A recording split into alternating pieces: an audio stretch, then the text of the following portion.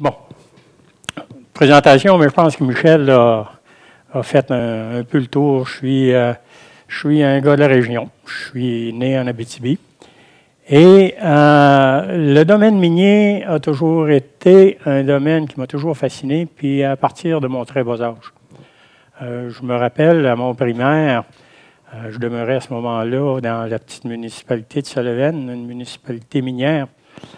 Et pendant la pause, la récréation de l'après-midi, je me sauvais pour aller sur le site de la mine Sullivan.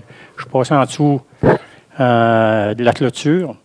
J'allais me dissimuler, j'allais me cacher entre les piles de bois dans ce temps-là, face aux deux chevalements qu'il y avait là, pour voir sortir les mineurs qui sortaient avec leur chapeau en fibre rouge, leur habit de caoutchouc noir. J'en avais la chair de poule. Et je savais qu'à partir de ce moment-là, que ma carrière se déroulerait dans le domaine minier. Sauf que jamais j'aurais pu m'imaginer tout ce que ce domaine-là, cette industrie-là, a pu me donner. Comment cette industrie-là m'a développé.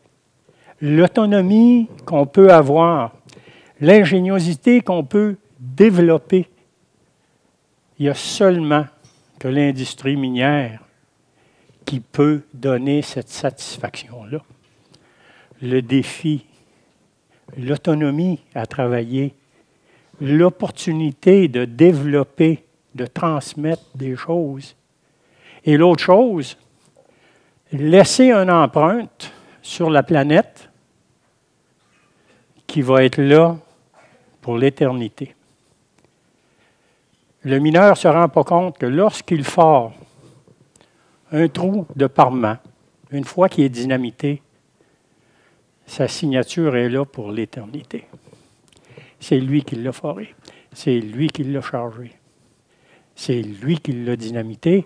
L'empreinte qu'il y a là, c'est la sienne. Essayez de me trouver un métier qui va vous donner ça. Il n'y en a pas. Les mines vont le faire. Fait que, sans plus compter, je vais tenter de brosser un tableau sur les investissements et sur les projets miniers internationaux. Bien que ça peut sembler parfois facile, il y a tellement de critères à prendre en considération avant de se lancer dans une aventure comme celle-là. Je me rappelle dans l'ère de M. Chrétien où il parlait de la mondialisation et de tous les bénéfices que ça allait amener, il ne parlait pas des problèmes qui venaient avec. Aujourd'hui, presque 30 ans plus tard, avec l'expérience du vécu, oui, certaines opportunités sont vraiment intéressantes et enrichissantes, et d'autres dont il faut absolument éviter. C'est à peu près ça que je vais tenter de brosser quand même assez rapidement pour vous exposer un petit peu aux réalités et aux challenges que ça l'amène.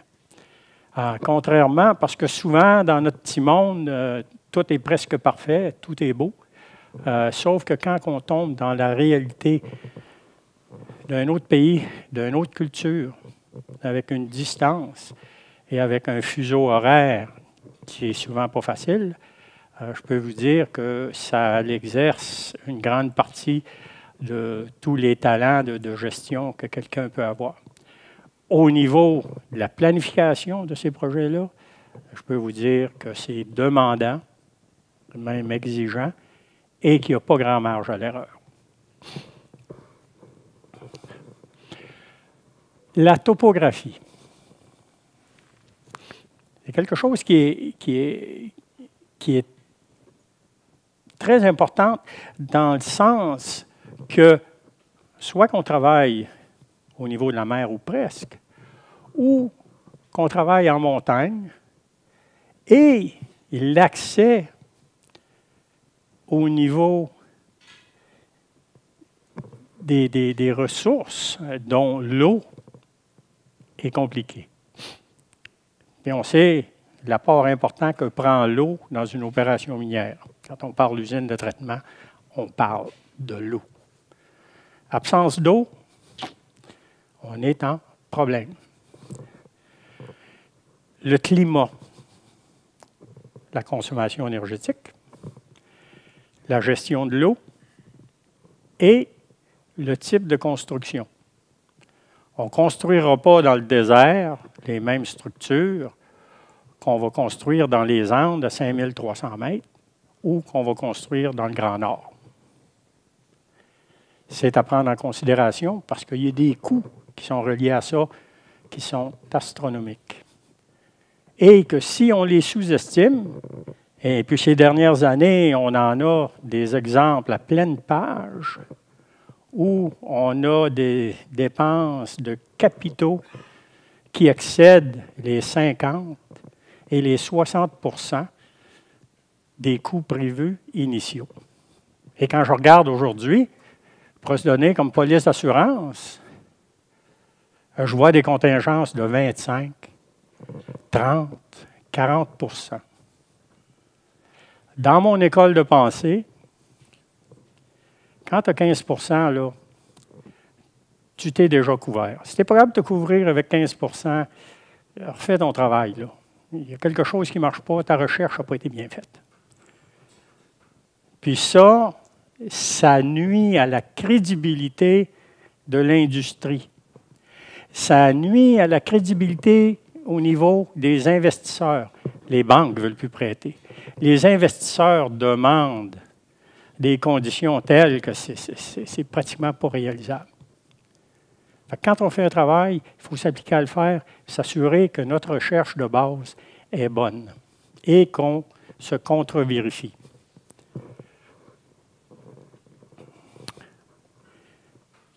L'autre chose, la langue officielle est de travail. Quand on va travailler à l'étranger, qu'on va exploiter une ressource qui n'est pas la nôtre, ce n'est pas chez nous. Il ne faut pas oublier ça. On va exploiter une ressource avec laquelle on va en tirer des profits, des bénéfices qui nécessairement ne seront pas réinvestis dans ce pays-là. Donc, l'aspect culturel et l'aspect de la langue devient important. S'il y a quelque chose que j'ai appris rapidement quand on va à l'international et qu'on entre sur un continent où la langue n'est pas la nôtre, le dialogue devient très important. La qualité du dialogue se développe la relation et la crédibilité. Si ça, c'est absent, on vient de manquer, on vient de donner un bon coup dans la pierre angulaire de ce qu'on veut faire de notre projet là-bas. Donc, c'est s'assurer de savoir quelle est la langue qui est utilisée et si on ne la possède pas, c'est temps d'aller prendre des cours de langue. C'est important. Les croyances et pratiques religieuses, ça vient affecter beaucoup les opérations. Pas en Amérique du Nord, ou peu. Mais je peux vous dire que dans d'autres pays, il va y avoir 5, parfois 6 périodes dans la journée où la production elle va arrêter. Là. Il faut s'y faire. Il faut que ce soit planifié en fonction de ça. Et il faut surtout respecter ça. Pas essayer de le changer. Les habitudes de vie et les structures sociales. L'urbain versus le rural, les traditions locales, les castes et les importances des clans. Ce qu'on retrouve dans plusieurs pays, c'est que même s'il y a un gouvernement central, il y a d'autres sphères de direction gouvernementale qui se fait au niveau régional, au niveau local, puis même au niveau des ethnies.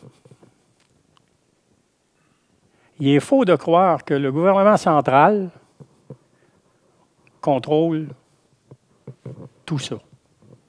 Les structures ne sont pas faites dans cette mesure-là. Et bien souvent, même si on vous accorde un permis d'exploitation, vous allez être contesté sur le terrain. Ce qu'on ne veut pas qu'il arrive.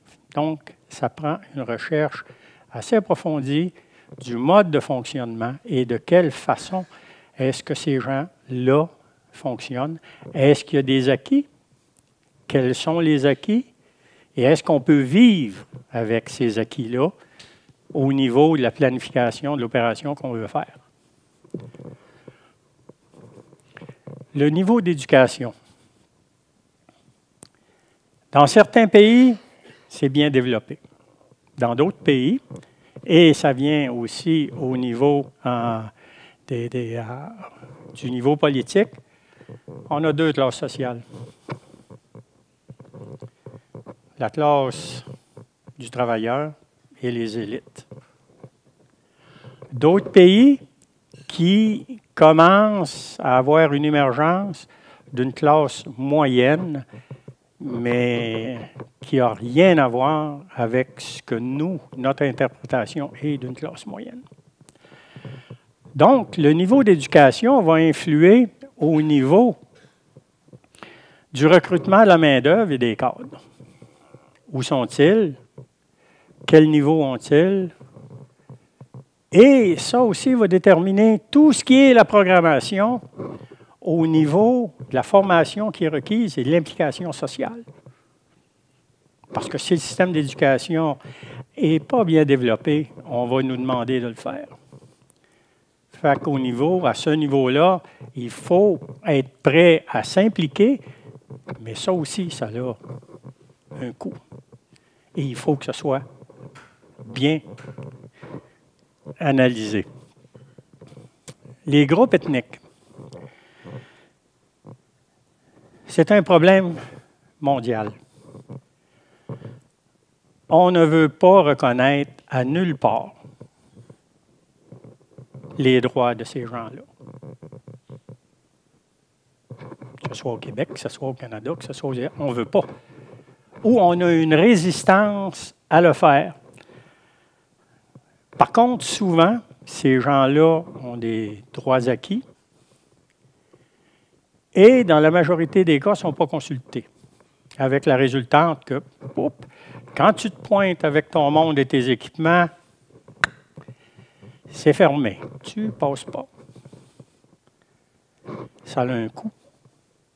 C'est même pas sûr que vous allez être capable de garder vos permis. Fait qu'il faut y penser. Ça prend une investigation complète. L'autre chose qui n'est pas là, qui est extrêmement importante, c'est le fuseau horaire. Quand on se lève tout le monde en même temps, puis qu'on a le même horaire de travail, les choses, ça se déroule bien. On fait juste regarder chez nous, entre le quart de jour et le quart de nuit, ou sur le quart de nuit, il y a une supervision limitée. Déjà là, la communication, on peut voir dans le maillon que la communication a une faiblesse. Imaginez-vous, moi dans mon cas, je travaille à partir du bureau de Val-d'Or, je travaille à l'international.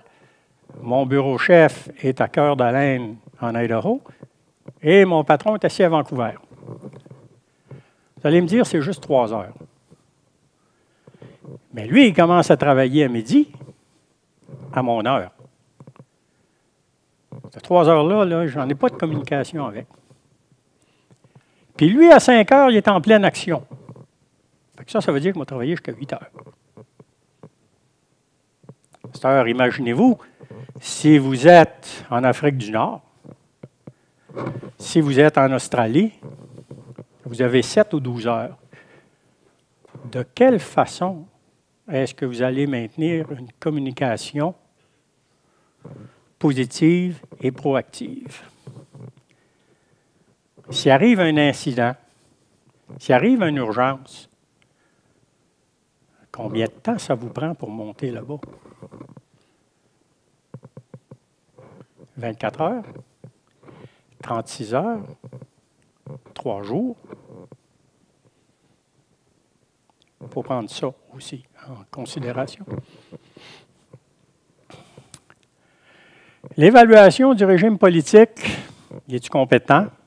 Es-tu connecté au régional? Es-tu crédible? Parce que si vous rentrez dans un système dictatorial, c'est militaire, c'est pas facile. Il n'y a pas de crédibilité. Partout où vous allez, c'est un climat de méfiance. Fait qu'imaginez-vous si vous ne possédez pas la possibilité de communiquer dans la même langue qu'eux, le problème que ça pose. Ils sont déjà sur leur garde. Ils sont déjà pas réceptifs. Ils se font déjà abuser. Il faut le prendre en considération. Parce que pour changer ça, il va falloir travailler avec les instances politiques. Il va falloir proposer un plan d'action où on a un mot à dire, où on peut faire un changement, mais un changement que le gouvernement central va accepter. Parce que si on propose quelque chose qui ne flotte pas dans leur vision, on va avoir des problèmes. La structure organisationnelle de l'administration publique, la sécurité nationale et la sécurité individuelle, les lois et les réglementations des États des droits, la fiscalité, qui est le niveau de redistribution de la richesse, le niveau des services offerts aux citoyens à l'échelle nationale, régionale et locale, le système financier, conversion des devises, le système de redevances minières, taxation, quel taux appliquer. Pour brosser un tableau de ça, surtout au niveau de la sécurité, ce qui est important à savoir, c'est quelle sorte de régime qui est en place. C'est un régime militaire ou si c'est un système de sécurité publique avec policiers. Est-ce qu'on peut circuler avec une certaine facilité, une certaine liberté, sans se sentir en danger? Si ce n'est pas le cas, et qu'on veut quand même s'implanter là-bas, est-ce qu'il existe au niveau privé des agences de sécurité qui sont compétentes? Souvent même, ça va être des retraités militaires qui ont formé leur propre organisation qui vont se charger de ça. Ils vont s'en charger au niveau du site.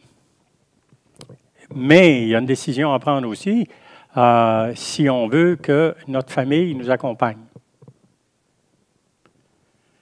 Si notre famille nous accompagne, est-ce qu'il y a les ressources pour assurer leur sécurité? Est-ce que les ressources sont là pour assumer une qualité de vie? Et est-ce que les ressources sont là pour donner une éducation adéquate aux enfants? Si ce n'est pas là, on part avec un problème. Si on est obligé de travailler avec la présence de garde-corps qui nous accompagnent, si les enfants sont confinés dans un compound d'habitation à l'intérieur de laquelle ils ne peuvent pas sortir sans être accompagnés, à ce moment-là, il faut y penser sérieusement avant de prendre une décision de travailler sur des projets comme ceux-là. Les services offerts aux citoyens, la santé, ça a l'air de rien. Mais est-ce qu'il y a un système de santé en place, minimal, pour prendre soin des accidents qui peuvent arriver, des maladies qui peuvent survenir? Est-ce que les professionnels qui sont là ont un niveau suffisant pour traiter de façon acceptable? Ou est-ce que l'entreprise, la compagnie, devrait monter son propre dispensaire, recruter ses propres médecins? La question se pose au niveau de la scolarité, la même chose. Ensuite, il y a tous les services sociaux autour de ça. Est-ce que c'est existant au niveau de la ressource humaine? Sinon, ben, il est certain que quand on va négocier avec le gouvernement central, ça va faire partie de leur plan de développement, puis il va falloir l'assumer, puis ça va rentrer dans les coûts d'opération. Le système financier, conversion des devises, ça peut être problématique. Parce qu'il y a des pays qui vont limiter au niveau des revenus nets le montant qui pourrait être retiré du pays. Il faut y penser. Et les systèmes de redevance, de taxation, les taux appliqués, est-ce que c'est fixe dans le temps? Est-ce que c'est juste au niveau de la ressource de découverte? Quelles sont les attentes? Est-ce que l'accord que je vais signer aujourd'hui va être en existence dans un mois ou dans un an? Ou si à tous les 6 mois, changement de climat, changement de nature, on va être obligé de la renégocier.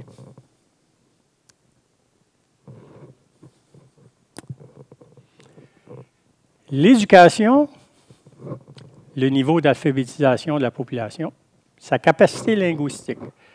Fait que même si nous, on peut le voir chez nous au Québec, je ne veux pas être politique, mais je veux être réaliste. Juste traverser, pour certains Québécois, juste traverser la frontière, c'est déjà problématique. On va aller en vacances à l'étranger où la langue n'est pas le français, c'est déjà problématique. Mais là, on se déplace sur un autre continent, dans un autre pays. Le niveau d'éducation de ces gens-là ne permet pas un bilinguisme. Vous allez retrouver un bilinguisme au niveau de l'élite, au niveau des professionnels. Mais ce n'est pas ces gens-là qui sont sur le terrain. Eux, ils sont dans leur tour d'ivoire. Ils ne sont pas sur le terrain.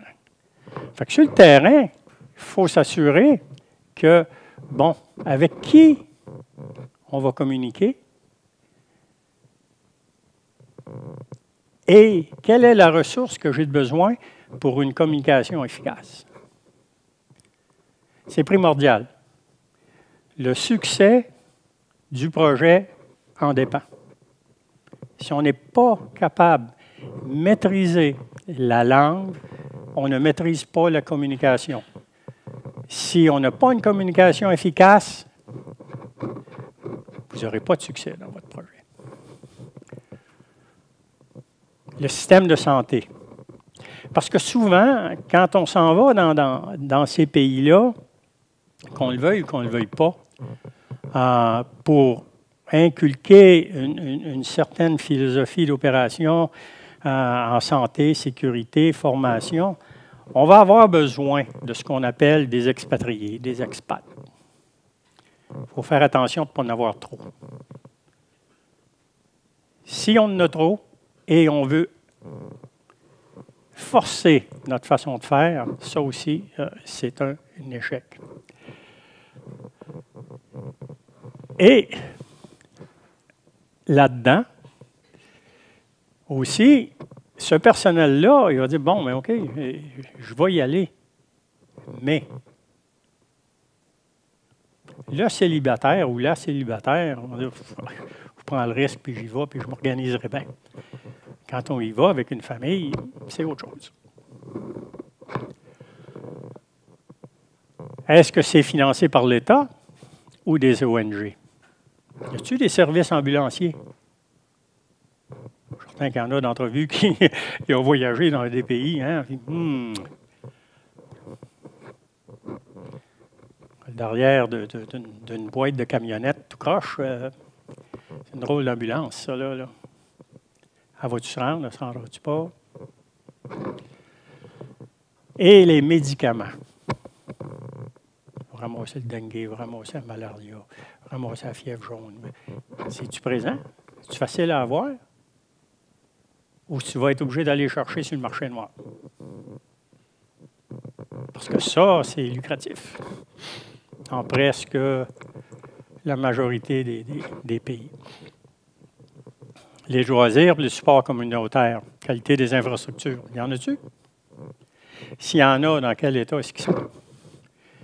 Puis est-ce qu'il y a des organismes, qu'il y a déjà des groupes sociaux qui organisent des activités? Si ce n'est pas le cas, encore là, le gouvernement central et le régional va demander une participation active à ce niveau-là. Il faut que ce soit investigué et chiffré.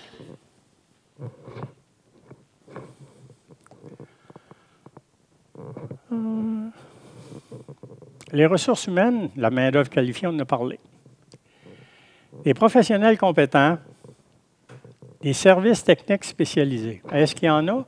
Ou c'est continuellement, il va falloir faire affaire avec des firmes spécialisées avec le niveau de connaissances qu'on exige, mais qu'on va être obligé de contracter à l'extérieur du pays. Il y a beaucoup de frais qui rentrent là-dedans. Tu as les frais de déplacement, les frais professionnels et les frais au niveau de la formation des professionnels que tu as sur place, mais qui sont un peu sous-qualifiés pour faire ce qu'ils ont à faire. Les réseaux de contact au niveau politique. Pierre angulaire. Si on n'a pas de niveau de contact, si on n'a pas quelqu'un de la place, de la région, qui a accès au plus haut niveau hiérarchique du gouvernement, on va avoir des problèmes. Fait que ça prend une analyse assez complète. Il faut connaître leur mode de fonctionnement, le système ministériel, puis qui contrôle quoi. Une fois qu'on a fait ça, dire où c'est quelle personne qui peut rencontrer mes exigences là-dedans, puis qui va nous donner un coup de main. Ça se passe au recrutement. Maintenant, il faut faire attention d'en avoir juste un. Parce que ça peut faire un 360. Il faut faire attention. Les services d'ambassade. Je ne vous conseillerais pas de rentrer dans un pays où la présence canadienne ou la présence d'une ambassade canadienne n'est pas là. Faites-le pas. Je vous le dis par expérience, parce que s'il arrive un conflit, s'il arrive une divergence au niveau politique ou ces choses-là, et on n'a pas de contact avec l'ambassade, on va avoir des sérieux problèmes. L'autre chose, l'ambassade, ce qu'elle apporte, c'est des personnes ressources qui sont sur place, qui vont nous aider, qui vont nous faciliter à comprendre le système et au recrutement de personnes qu'on a besoin qui sont intègres. Donc, première des choses, je vais aller dans tel pays, est-ce qu'il y a une ambassade? S'il n'y en a pas, vous avez déjà une prise au bâton contre vous. Très important. Les fournisseurs. Ça aussi, ça a l'air de rien. Mais tabarnouche, si on s'en va dans un endroit où je ne suis pas capable d'acheter de pneus, où le diesel est d'une qualité inférieure, difficile d'accès, où le matériel de base n'est pas là, c'est encore un problème. Il faut s'assurer qu'il y a un réseau de fournisseurs qui est là, qui peut fournir nos besoins en matériel. Sinon, il va falloir que tout rentre par conteneur. Si tout rentre par conteneur, il y a des délais, il y a le dédouanage, il y a le vol au niveau des containers, une foule de choses. Il peut arriver qu'il y ait 5 containers qui partent et qu'il y en ait 2 qui arrivent. C'est ça la réalité. L'approvisionnement énergétique. Très souvent, pas dans tous les pays, mais très souvent, la ressource énergétique va se limiter à des centrales diesel. Pourquoi? Parce que, l'apport d'eau dans la majorité de ces pays-là est très faible. Ils n'ont pas la chance d'être au Québec avec un réseau hydroélectrique comme on a. Donc, bien souvent, des centrales diesel ou au charbon. Ça coûte cher. Le réseau de transport de cette énergie-là n'est pas là. Fait qu'il faut voir, est-ce que ça vaut la peine de construire un réseau et se relier au grid central, ou est-ce qu'on y va au niveau de centrales diesel? Mais là vient toute la problématique de l'approvisionnement au niveau du carburant. Et le transport. Ça prend combien de temps monter là? Quelle est la condition des routes? Est-ce que c'est des routes asphaltées? Est-ce que c'est des routes de gravier bien entretenues? Ou des routes de gravier ou des routes de terre, de fond de terre? Est-ce qu'il faut qu'on monte en montagne? On rentre-tu dans la jungle? Le transport aérien, c'est important parce qu'il faut y aller, il faut revenir.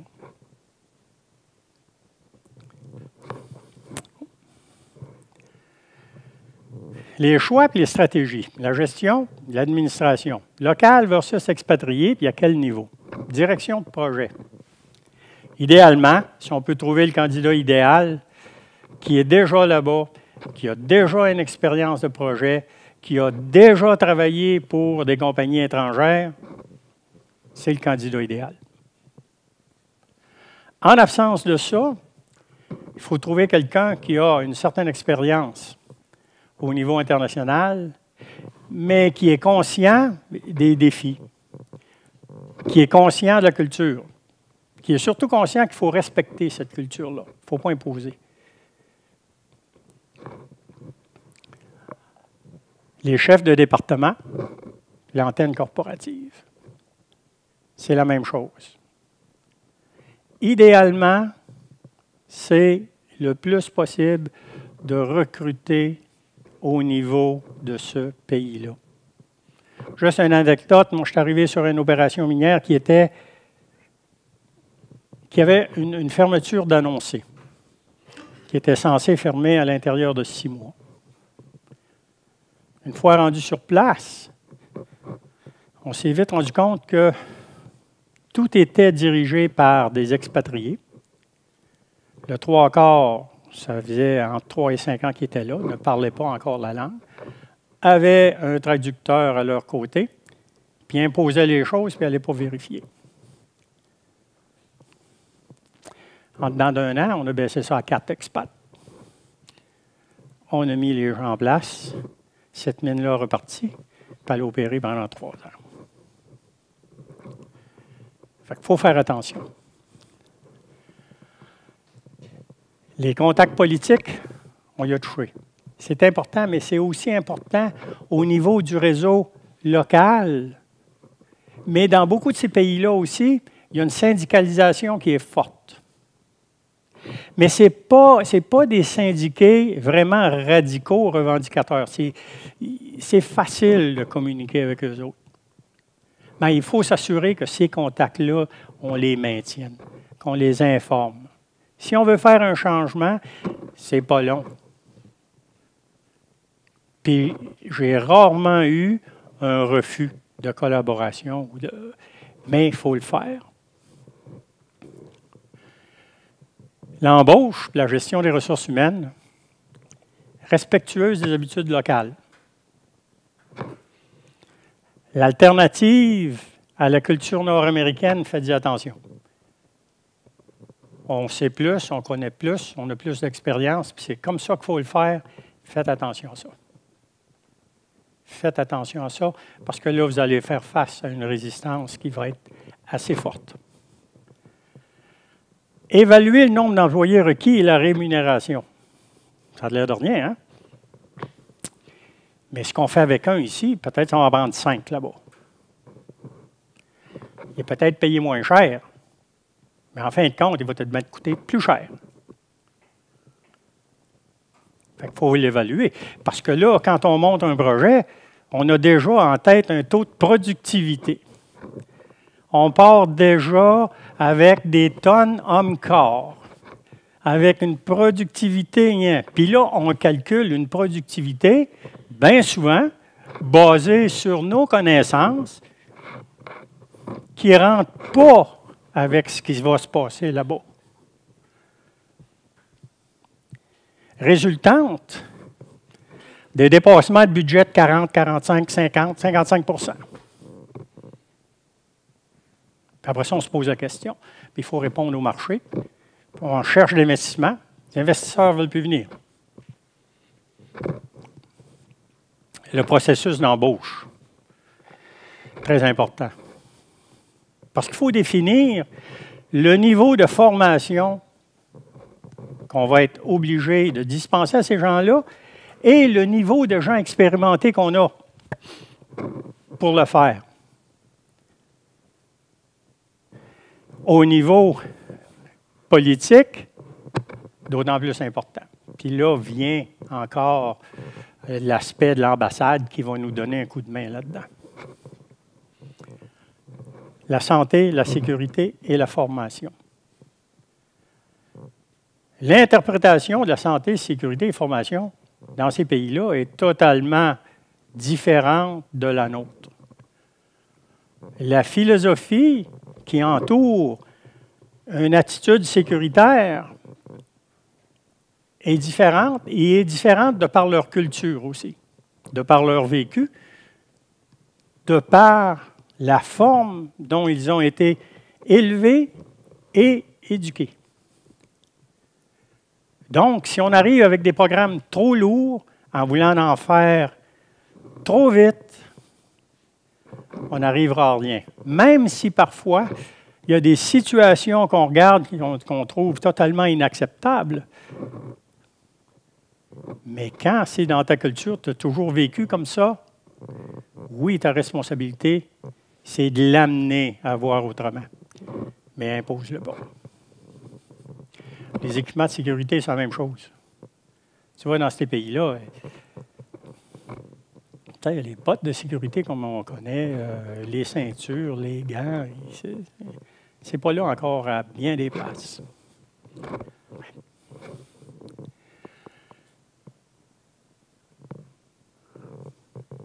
Le style de gestion. L'ouverture à intégrer les habitudes, les méthodes, les aspects de la culture locale. Éviter le nord-américain. Hein? On se répète, mais il faut qu'on se répète parce que si j'ai appris quelque chose pendant mes 50 années, c'est qu'on ne répète jamais assez. Fait qu'habituez-vous dans votre carrière à répéter, répéter, répéter. Que ce soit en santé, en sécurité, en opération, en planification. Répétez et faites répéter. Respect du pays et de ses ressources. On n'est pas chez nous. Puis ces ressources-là ne nous appartiennent pas. On a une opportunité d'affaires. On a une opportunité d'exploiter des ressources. Mais soyons pas trop avares. Le partage de la richesse sur la planète, ça existe.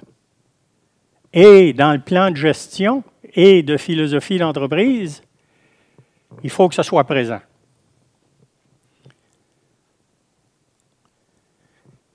Puis si c'est absent, on l'a vécu en Amérique du Nord, puis on le vit encore, les événements de la syndicalisation, c'est parce que ça a toujours été pris à la légère.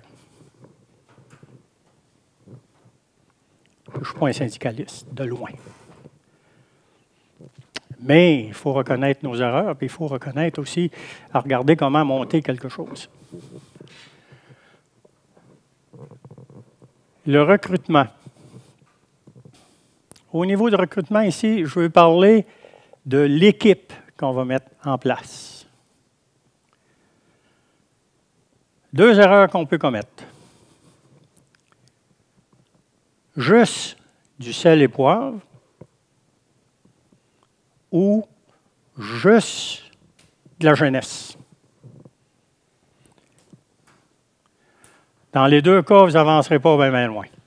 Ça, je peux vous le dire d'avance. Donc, ce qui est important, c'est d'avoir un juste milieu,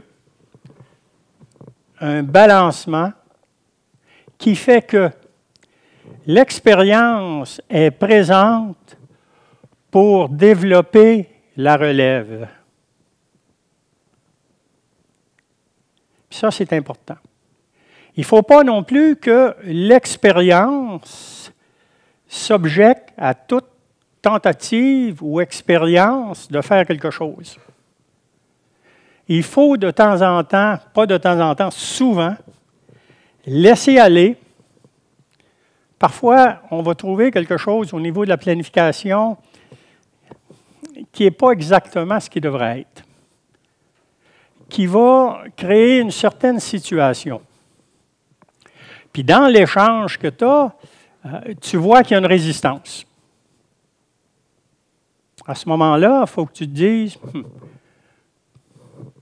qu'est-ce que j'ai à perdre? Je vais le laisser aller. Il va réaliser son erreur. Puis après ça, c'est pris pour acquis. Il ne la répétera pas. Et tu le laisses aller. Par contre, si c'est quelque chose qui peut vraiment, au niveau de l'opération, apporter un préjudice, à ce moment-là, c'est le droit de veto au niveau de la hiérarchie. C'est non. C'est comme ça que tu le fais. Il faut savoir aussi que ça prend des mentors et ça prend la relève. Ça prend un mélange des 2. Un sans l'autre, ça ne marche pas. Puis on le voit. On a des exemples flagrants au Québec, au Canada, hors pays. Les exemples sont là. Puis je peux vous dire quelque chose, que la majorité des sels et poivres aiment redonner, aiment partager, aiment guider, aiment prendre quelqu'un sous son aile. Mais il faut que cette personne-là démontre de l'intérêt. Il faut que cette personne-là démontre de l'ouverture. Une autre chose, je vais vous dire, sans un gourou dans votre carrière, vous n'irez pas loin. Ça, je peux vous l'assurer. J'ai eu quelques gourous, et si je suis arrivé là où je suis arrivé, c'est parce que je ne regardais pas mon heure, j'avais de l'intérêt, j'étais prêt à me retrousser les manches, puis j'allais là où il fallait que j'aille. Puis ces gens-là l'ont reconnu. Donc, dites-vous bien que dans une carrière, ça prend des gourous. S'il n'y en a pas, vous allez peut-être faire votre chemin, mais vous allez arriver à un certain niveau où ça va planter. Puis la chute va être dure en tabarnouche. Parce que là, la réputation va en prendre un sérieux coup. La motivation, l'application de la psychologie et de la diplomatie pour faire accepter le changement. Forcez pas les choses. Discutez, mettez de l'eau dans votre vin, puis acceptez des choses qui sont acceptables, mais qui ne sont pas totalement au niveau que vous voulez avoir. Mais donnez une orientation vers le niveau que vous voulez avoir. Vous allez l'atteindre. Imposez-le, vous allez avoir des problèmes. La motivation, par la formation et la reconnaissance. Quand je dis reconnaissance, ce n'est pas nécessairement un chèque signé. Reconnaissance, c'est d'aller voir son monde et dire « Tabarnouche, tu as fait une bonne job là-dessus. » Ou d'aller voir quelqu'un et dire « Hey, moi, là, dans ce domaine-là, je ne suis pas trop fort. Tu sais, j'ai besoin de ton aide. Toi, là, tu es formé pour ça, puis tu es capable de me le faire. » Je vais vous dire quelque chose. Ça fait mouver, ça. Ça produit. Puis je m'en sers à tour de bras. Puis ces gens-là sont contents de venir me voir et dire « Regarde Gilles », parce que je déteste qu'on m'appelle M. Brousseau. « Regarde Gilles ». C'est comme ça qu'on bâtit. Fait que le style de gestion est important, surtout dans des projets comme ceux-là. Parce qu'on n'est pas chez nous, on travaille avec une culture différente. Vous savez, aller en vacances, des fois je suis sur l'avion, puis j'écoute des conversations où je suis en transfert dans un aéroport, j'écoute des gens parler « Ah, je suis allé à tel pays, ah, ça se passe de même, comme ça. » C'est des pays que je connais bien. Là, je me dis « Oh, c'est impossible qu'on puisse avoir une vision de la culture comme celle-là. » Le domaine minier, ce que ça nous donne l'opportunité d'aller à l'intérieur, de vivre avec les vrais gens, manger avec ces gens-là, communiquer avec ces gens-là, voir réellement c'est quoi le fond de la culture. C'est pas sur une plage. Puis c'est pas sur une route touristique que vous allez le trouver. Oubliez ça. L'implication, la participation sociale active, c'est important. Je suis allé dans un pays, moi, comme directeur général, juste vous donner un exemple. Et les expats qui étaient là, c'était tous des golfeurs. Hein? Le golf, ça fait que les fins de semaine, les expats, ils faisaient quoi? Ils étaient toujours ensemble. Ils étaient où? Ils étaient au club de golf. Moi, j'ai toujours eu une passion pour les chevaux. J'avais eu des chevaux. Là-bas, il y avait une culture nationale qui était des chevaux de race, mais qui faisait un type de rodéo, mais totalement différent de ce qui se passe aux États-Unis ou au Canada. C'est absolument autre chose. J'ai commencé, par l'invitation de cadres, à aller avec eux autres. J'ai acheté un cheval. Je l'ai mis dans un ranch. Puis j'ai demandé au propriétaire du ranch, « Ben, si tu veux courir avec, ben cours. » Ah, il était bien content. J'ai commencé à assister. Après ça, j'ai commencé à investir un petit peu dans son ranch. Pour moi, c'était des pacadilles. Pour lui, je vais vous dire quelque chose. Dans cette communauté-là, on ne m'appelait pas le gringo. On m'appelait Don Gilles. Puis à la mine, il y avait 5 syndicats. Ça fonctionnait. Quand je suis parti, le syndicat m'a fait une fête où j'étais le seul cadre qui a été invité. À l'intérieur de laquelle on m'a remis une plaque avec un message qui touche tellement. Ben c'est ça.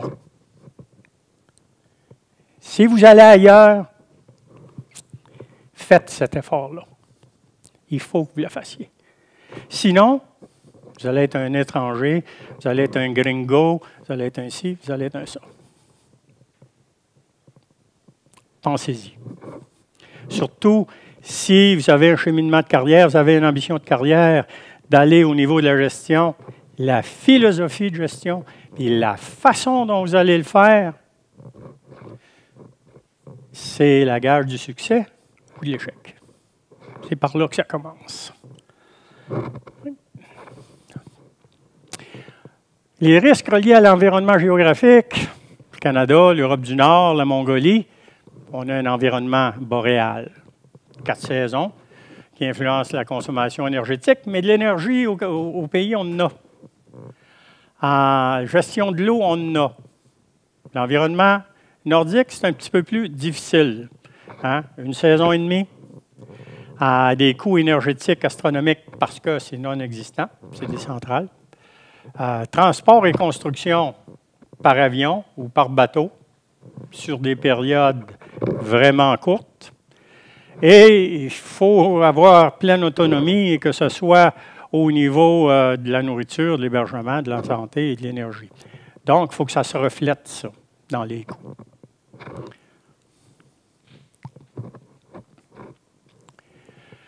L'hémisphère sud, subtropical, tropical, le Venezuela, la Colombie, l'Indonésie, c'est une flore qui est dense.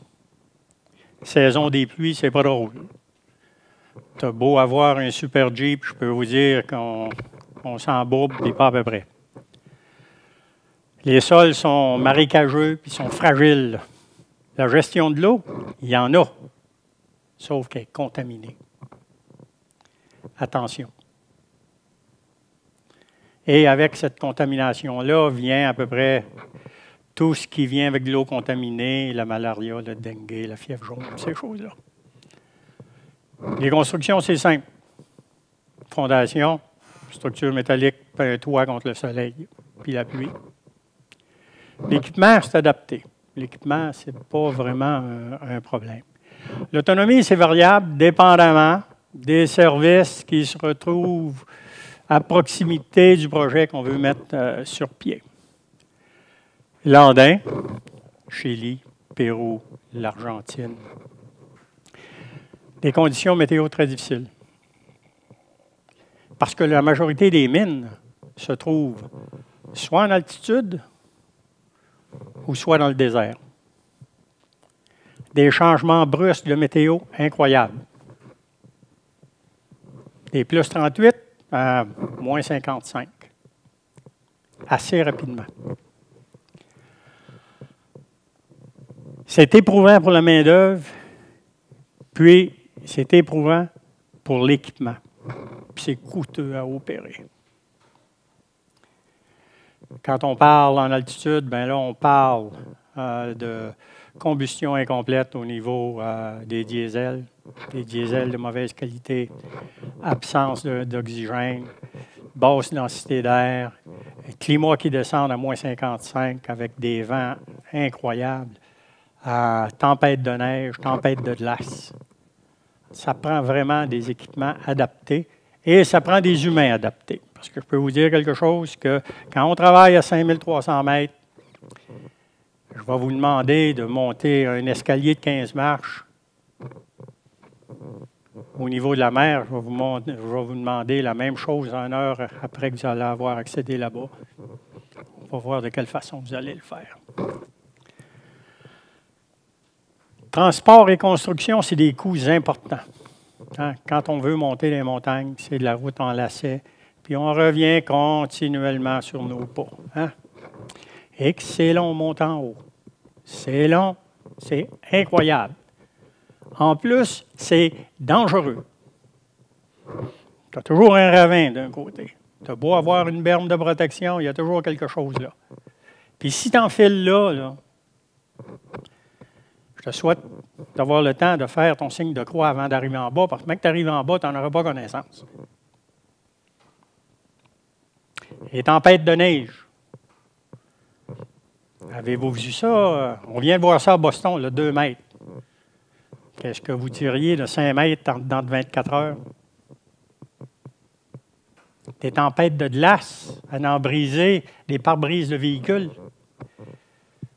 Des vents à vous emporter. Bien, c'est ça, ces conditions-là. Il faut y penser quand on veut faire un projet. Puis il y a des projets présentement dans les Andes d'envergure internationale, puis des milliards de dépensés à date. Il y a des gens qui y vont. C'est un très beau défi. Moi, je peux vous dire que je l'ai fait, puis je l'ai fait pendant plusieurs années. Je le referai demain matin. Sauf qu'il y a un coût associé à ça. Mais si vous cherchez un challenge, un défi qui va vous défier dans tout, allez en altitude. Vous allez avoir du plaisir. Pas une journée qui va être pareille, ça c'est certain. Et en haut là-bas, ben, il est sûr que l'autonomie, hein, il n'y en a pas d'autonomie. Puis quand tu fais 200 km là, de la cèpe, te rendre en haut, ben, assure-toi que tu ne manques pas de pain. Hein. Puis une des opérations où j'étais, on avait 1100 hommes, 1100 hommes en haut là. Vous auriez dû voir le camp qu'on avait là, le système d'autobus qu'on avait là, le système d'avion pour transport aérien avec la piste qu'on avait en haut là, les stations de météo. C'est toutes des choses que si vous décidez d'aller dans cet environnement-là, vous allez devoir développer. Puis malheureusement, ce n'est pas souvent qu'on va présenter ça au niveau de l'obtention d'un baccalauréat. On va parler de toutes sortes de choses. Mais les conditions réelles de la vie, comment ça se passe, c'est rare qu'on en parle. C'est pour ça que j'ai sauté sur l'occasion, Michel. Essayez de vous inculquer un peu. Oui, le technique, c'est ça, mais la vraie vie, c'est ça. Puis il faut le prendre en considération quand vous procédez à votre planification. Il faut que ce soit là. Puis tentez d'arriver avec des coûts qui vont rentrer dans les paramètres, puis dans le temps qui va être défini. Les systèmes politiques, les niveaux de sécurité, on en a parlé. La structure légale est prévisible. La compétence des politiciens. Les influences, les contrôles de la capitale sur la région, parce que bien souvent, il n'y a pas de contrôle. La crédibilité, est-ce qu'il y en a une ou il n'y en a pas? S'il n'y en a pas, l'accessibilité. Toujours l'accessibilité, puis toujours l'accessibilité. On se rend là comment, puis ça prend combien de temps? Et l'environnement financier. La taxation, l'imposition, les royautés. Puis on peut aller même au niveau des organisations criminelles qui vont tenter d'en arracher un peu. En santé, est-ce que le pays souffre de maladies endémiques? C'est important. Est-ce que les services publics sont assez solides pour supporter un afflux de travailleurs avec leurs familles? C'est bien beau. On dit on bâtit un projet là. Il n'y a pas d'infrastructure, ou presque pas. Puis là, à un moment donné, on va avoir 600, 700, 1000 employés. Ils sont-tu prêts à ça? Le réseau routier, es-tu prêt à ça? Il va-t-il avoir un réseau d'aqueduc? Il va-t-il avoir de l'eau? On est-tu prêt à ça? Ou s'il va falloir tout faire? Et la mine devra-t-elle construire, financer un dispensaire pour ses employés, pour la population? Bien souvent, la réponse, c'est oui. Et comment est-ce qu'on évacue un employé en cas d'accident? Si c'est difficile d'accès par avion, si le service ambulancier plus ou moins, s'il n'y a pas de clinique, il vous reste l'hélico, mais l'hélico, il y en a-tu? Puis ça vient en tête de liste, hein? Parce que des accidents, ça arrive. Puis quand il y a un accident, ça prend une réaction rapide.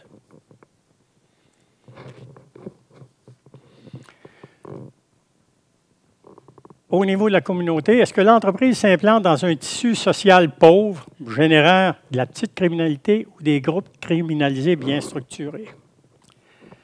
Ça engendre un paquet de problèmes. Paquet de problèmes. La corruption et l'aspect financier. Et puis, de quelle façon est-ce qu'on doit agir avec ces gens-là? Il faut avoir un plan de match. Puis c'est là que l'aspect politique ou du représentant qu'on va avoir qui connaît le milieu peut travailler pour nous autres en tabarnouche.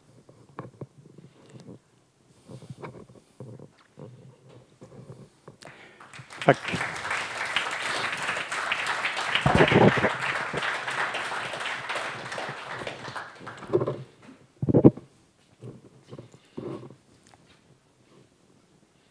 je pense qu'on essaie de résumer toute sa conférence dans un mot, c'est le mot humain.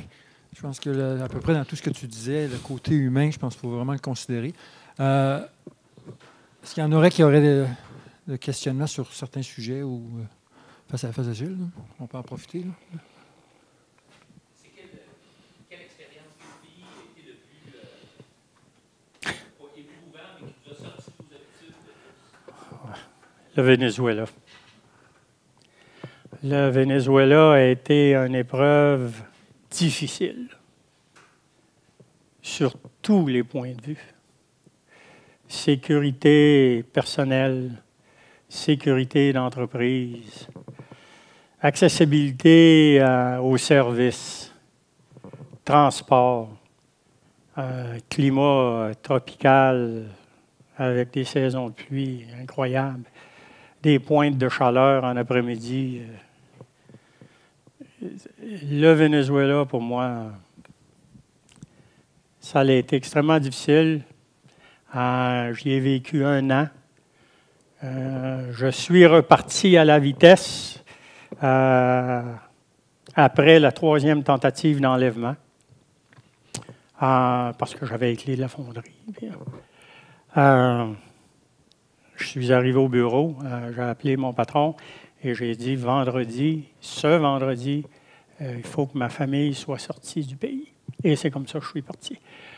C'est difficile. C'est des conditions, en tout cas, pour vivre avec une famille, moi, je ne le conseille pas à personne.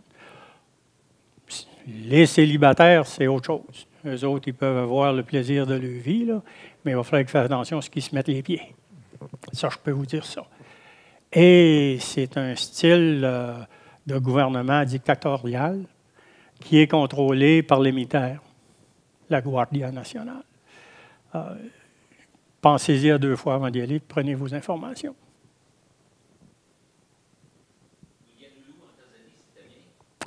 Bouillanoulou, c'était très intéressant.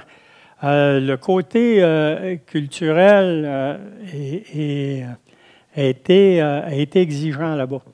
Parce qu'il y a beaucoup de travailleurs artisanaux qui se creusent des petits puits. Ces gens-là n'ont pas de formation de géologue, mais je peux te dire quelque chose, ils savent en tabarnouche où ce que le minerai se trouve, puis le minerai à haute teneur.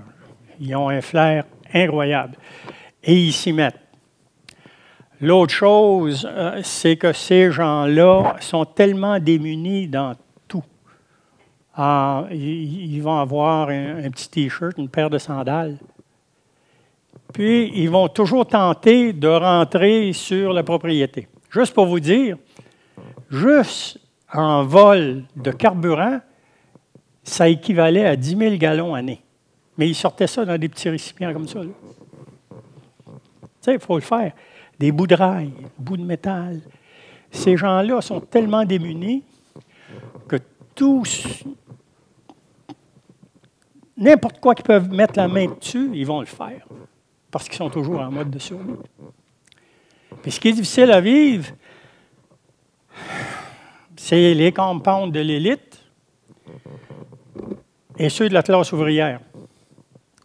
Tu es chez vous, dans une belle grosse maison blanche, piscine, serviteur, tu mets le pied dehors, puis c'est une hutte en branche. C'est tous ces aspects-là. Après ça, il y a tout ce qui est au niveau de la productivité. Hein? Oublie la productivité nord-américaine. Là. Fait que tu parles de beaucoup de gens.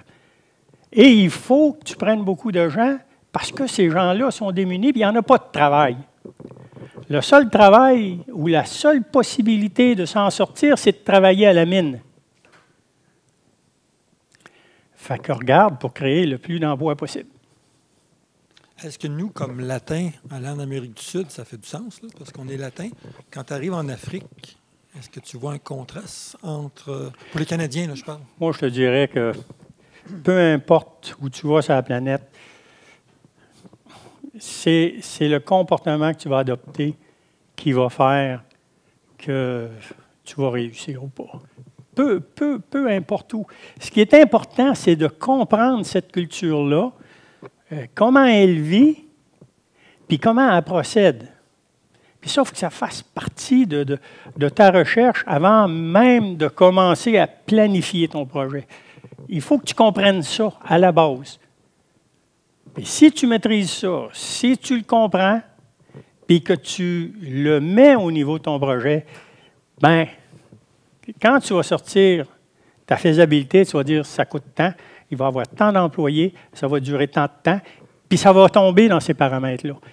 Mais si tu ne fais pas cette recherche-là, tu ne rentreras pas dedans parce qu'il y a trop de facteurs humains, tu l'as dit tantôt, le facteur humain, il y a trop de facteurs humains qui est la clé de ton succès ou de ton échec. Puis tout ça est basé sur la culture existante, puis les ressources disponibles là.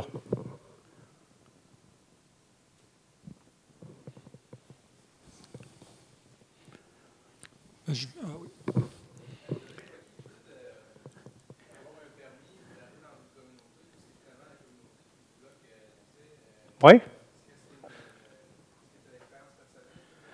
C'est difficile. Je te dirais même une expérience. On regardait pour faire l'acquisition d'une opération. J'étais allé à plusieurs reprises à cette opération-là. Je connaissais bien les gens. Je connaissais pas mal de gens dans le village, ces choses-là. Et puis, mais on montait tout le temps par avion, un petit avion monomoteur, un Cessna 206. Parce que la route, c'était montagneux, puis la sécurité était plus ou moins... C'était les narcos qui étaient dans ce coin-là, des groupes de narcotiques.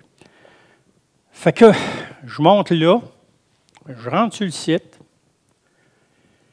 Au retour au village, la route est bloquée. Plus personne qui passe.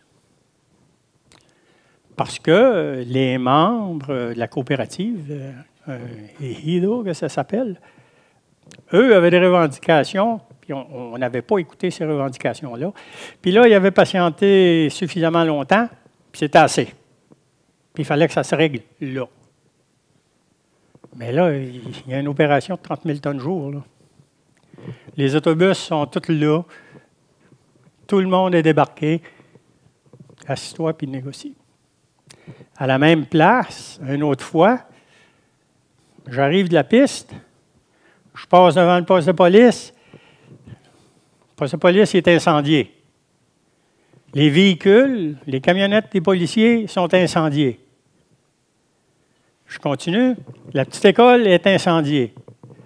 Là, je demande au responsable des ressources humaines, je dis « Hey, il s'est passé quoi? » Là, il était mal pris, il ne voulait pas me répondre. Fait que quand j'arrive au bureau, je m'en vais voir le directeur des opérations, je dis « Il s'est passé quoi? » Ben, il dit « Le groupe de trafiquants sont arrivés, et puis ils sont bien équipés. Hein.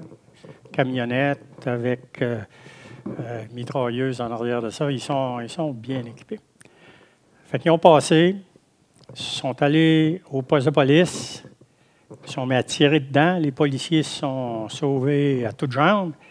Ils ont incendié ça, leur véhicule. Ils ont incendié l'école. Ils sont en allés au village.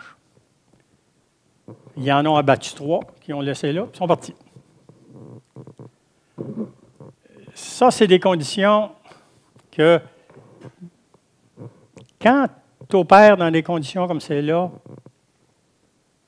tiens-toi loin des implications avec ça. Ne te mêle pas à cette politique-là. Ingère-toi pas là-dedans non plus.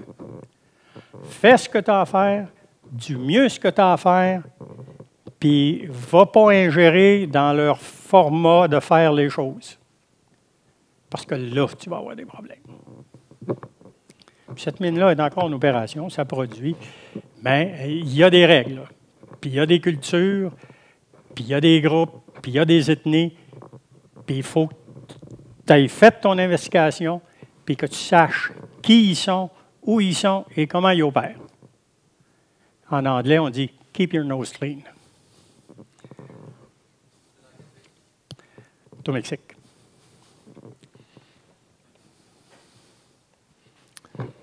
Donc, sur ça, je voudrais juste peut-être mentionner la semaine passée, il y a eu un congrès à Québec, on a entendu une phrase que j'aime beaucoup.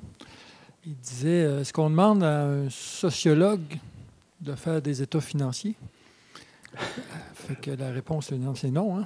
Mais on demande par contre à nos géologues, à nos ingénieurs, à nos comptables de faire des relations humaines.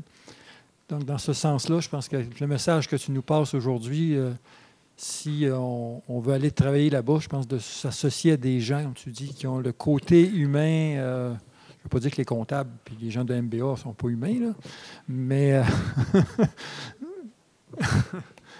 Mais je pense que c'est un côté qu'on a peut-être tendance à sous-estimer. Puis comme il nous l'a dit, il nous l'a répété au moins 51 fois pour tes 51 ans. C'est le succès. C'est le succès. Tu veux du succès? Puis comme on est tous condamnés au succès, donc on va t'écouter. Merci beaucoup, Gilles. Merci.